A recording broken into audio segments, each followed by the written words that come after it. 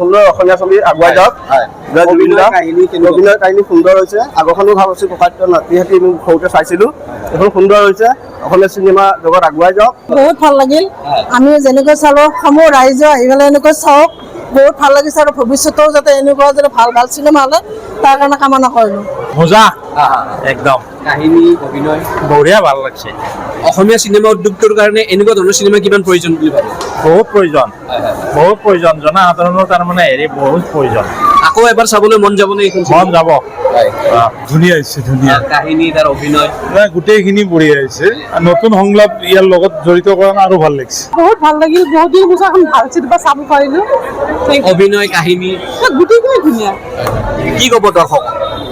সকলোৱে চাওক এখন অসমীয়া ছবি। বহুত প্ৰয়োজন আছে অসমীয়া চিনেমা উদ্যোগ। অসমীয়া এনেকুৱা চিনেমা হ'লেও অসমীয়া চিনেমা চলিব। আমাৰ যে নতুনত্ব আছে, এইখন চিনেমাত নতুনত্ব আছে, সকলোৱে এই চিনেমাখন চাব লাগে। খুব ভাল লাগিছে।